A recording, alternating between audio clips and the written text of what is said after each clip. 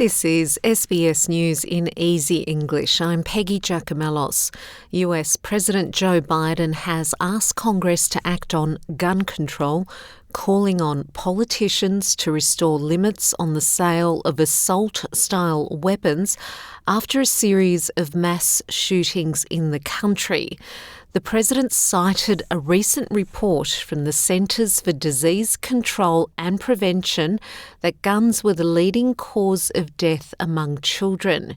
His remarks come one day after the 23rd mass shooting in the US this year took place in Tulsa, Oklahoma, resulting in the death of 5 people, and a week after the school shooting in Texas, which killed 21 people. Since Uvalde, just over a week ago, there have been 20 other mass shootings in America, each with 4 or more people killed or injured, including yesterday at a hospital in Tulsa, Oklahoma. A shooter deliberately targeted a surgeon using an assault weapon he bought just a few hours before his rampage that left the surgeon, another doctor, a receptionist, and a patient dead and many more injured. That doesn't count the carnage we see every single day. It doesn't make the headlines. Queen Elizabeth has been presented with a Commonwealth of Nations globe at a ceremony in the grounds of Windsor Castle as Jubilee celebrations get underway in London. Huge crowds have gathered in London with hopes of seeing the 96-year-old monarch who has spent 70 years on the throne. These visitors say the celebrations are a welcome respite from the awfulness of the coronavirus pandemic. I think it's fantastic that we're able to do all this after so many horrible months of COVID, and it's so great to honour what the Queen has done for 70 years. I think it's amazing to have the opportunity again to be in the middle of many people and everything so peaceful. A 73-year-old woman has been arrested after a 3-year-old boy died following a hit-and-run incident in Melbourne's west.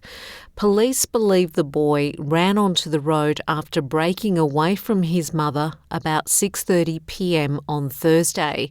He was hit by a red sedan which failed to stop. The boy was critically injured and taken to hospital where he died overnight. The 73-year-old woman from Heathcote Junction, north of Melbourne, handed herself in to police on Friday morning. She will be interviewed by police. 2 people have died at the scene of a house fire in Western Sydney.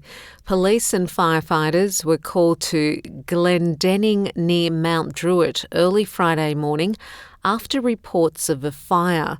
They arrived to find a single-storey house well alight.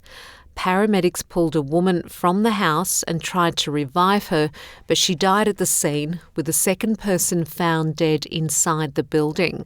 A crime scene has been established and investigations are underway.